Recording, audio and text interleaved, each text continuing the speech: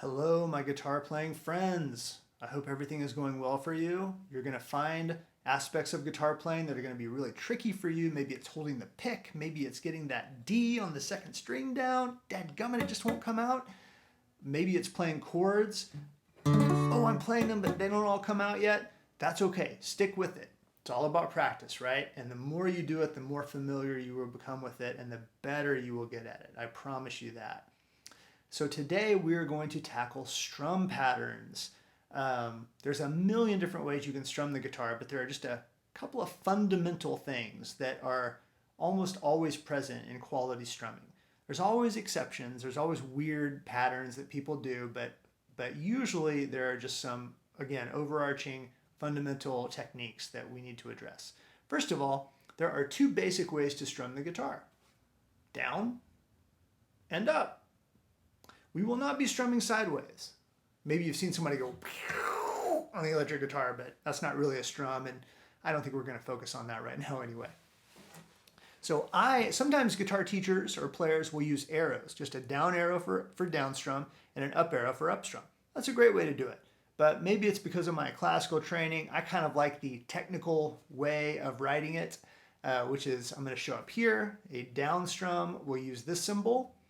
And the up strum will use this symbol, which kind of ironically almost looks like an arrow down, but that's okay. We're going to go with that, down and up. And I have found that these visuals really work well for students because they are quite a bit different. And the down and up arrows, if you just use those, they can kind of get turned around in your head a little bit. So these symbols I think work quite well. Incidentally, they also correspond to down bow and up bow on the bowed string instruments, for instance, the violin or the cello. If you were doing a down bow, you use that same symbol, up bow, same symbol. We will also use those symbols, not just for strumming full chords, but when we're working on pick directionality in some of our future songs. So, strum pattern number 1. All of these strum patterns are going to be in 4/4, meaning 4 beats per measure. 95% of songs these days are in 4/4, so it is also called common time, and that's why. So we're going to be focusing on 4/4 strum patterns. Strum pattern number 1 is very simple. Take a look. It is simply 4 downs in a row. I know it's easy, but let's try it. We will not even play a chord for right now. Ready, play. Down, down, down, down. Okay, that's it. Pretty easy, right? One more time. Ready, play. 1, 2, 3, 4. Now, that's so easy. Why did I even have you do it? Well, because there's an important concept hiding in there. Whenever you are strumming on a down, are you not also still coming back up? You have to, right? To prepare for your next down strum. This is going to be important. Look at strum pattern number 2 now. We're also going to now hit that up strum. So it's going to be like this. Ready, play. Down, up, down, up, down, up, down, up. Here's the important bit. The hand and the arm are moving the exact same way between these two strum patterns. In strum pattern number 1, I was simply missing on the up. On strum pattern number 2, I was hitting on the up. What I'd like to do is to do them consecutively now. Strum pattern 1 followed by strum pattern 2, just immediately. Here we go. Ready, play. Down, down, down, down, down, up, down, up, down, up, down, up. I used to tell students, imagine that I was watching you play from outside your house through a window. That sounds so creepy. I probably shouldn't use that analogy. But anyway, imagine that somebody was watching you, but they couldn't hear you. That's the point. They might not be able to tell which of those two strum patterns you're doing because your arm, moving from your elbow, is doing the same thing, the same basic motion. And that is the absolutely most important rule of strumming. Keep going. Keep moving. We don't do strum patterns right now like this. Down, da-da-da, da-da, da. No herky-jerky motions. Every pattern we do for now, you're moving the arm up and down, and the only difference is when you hit the strings and when you don't. That's important. We'll talk more about that in a minute. But let's look at strum pattern number 3. We have a combination of down and ups here. I'll play it for you. Ready, play. Down, down, up, down, down, up. Try it with me. Ready, play. Down, down, up, down, down, up. A little bit trickier, not too bad. But now I want to try it 2 times in a row. And it will just immediately repeat. There will be no break. So let's try it twice in a row. Strum pattern number 3, twice in a row. Ready, play. Down, down, up, down, down, up, down, down, up, down, down, up.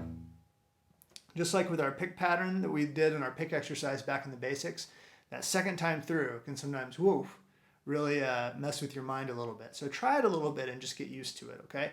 But the important thing is you see that we are moving consistently up and down, and we're never stopping. It's just when we hit and when we don't.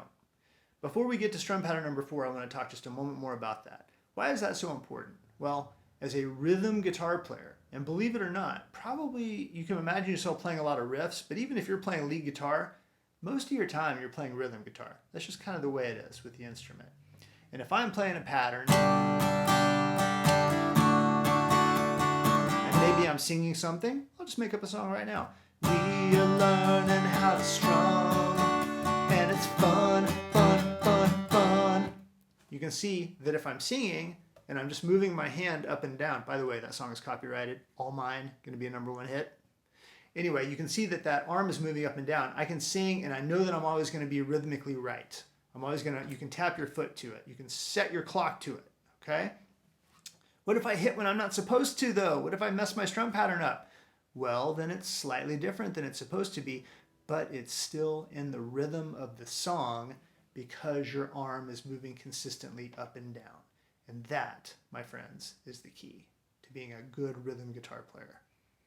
Let's look at strum pattern number 4, aka the hard one. This is also the one that is used the most. Okay, so let's try it together. Actually, you may want to listen to me first. Ready, play. Down, down, up, down, up. Oh-ho! You can see what makes it hard. It is the only pattern so far where we missed on a down, meaning we had 2 ups in a row. Ready, play. The important thing again is to be very consistent with your arm. What you'll probably want to do at first is something like this. Something like that where you want to do the ups faster than they should be. But just let your arm be nice and relaxed. Down, down, up, down, up. You might even want to pause the video and just work on this a little bit for a moment. Okay, hopefully it's kind of making sense to you, but I've found that it often can take a week of practice before somebody is comfortable doing the strum pattern. But it is a bit like riding a bike. Once you get it, you're going to be good. So now let's try the strum pattern twice in a row. Remember, it's that second time that sometimes can really be the kicker here. So here we go. Strum pattern number 4, twice in a row. Ready, play.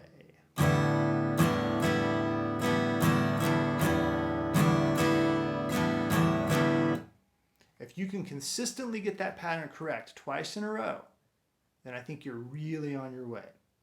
I'll tell you a very quick story about a friend of mine who was a very good musician, and he used his ear. He heard people playing this pattern just in a million songs.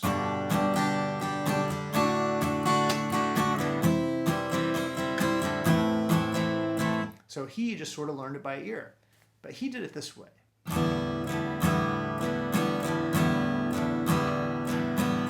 Do you see how it was kind of a stop-start pattern?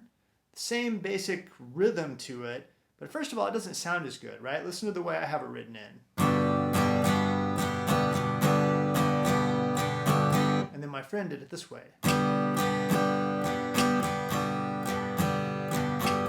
Even though I was pretty precise there, the first way sounds more rhythmic, doesn't it? You can tap your foot to it.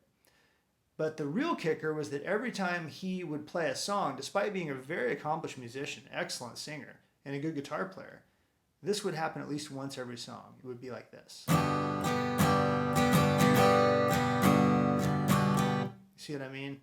Where you're kind of feeling the beat and all of a sudden, whoa, what happened to the beat? Something weird happened. Where are we? Oh, there we are again. It's called like dropping a beat sometimes. So that would happen. If you follow this method that we're working on, where you're always moving up and down, and again, if you do make a mistake, maybe you hit when you're not supposed to, but you're still in the rhythm of the song, then you're going to be consistent, your beat is going to be good, and you're going to be a solid rhythmic guitar player. So in our songs over in the song section, we will do many songs that use especially the strum pattern number 4. It'll kind of be our go-to strum pattern that we use in just a variety of songs because it just works so well. Oftentimes I will refer to it as the driving strum pattern because not like driving a car, but more like a driving beat. It kind of moves forward. It's pretty fast, but we'll also refer to it as the strum pattern number 4. Good luck practicing strum pattern number 4 and all the others too. You might start at the top 1, then 2, then 3, then 4. In fact, you know what? Let's do that right now. I'll do it with you. I'm going to pick an E minor chord and I'm going to do everything from the top to the bottom. Ready? Play. 1, 2, 3, 4. 1,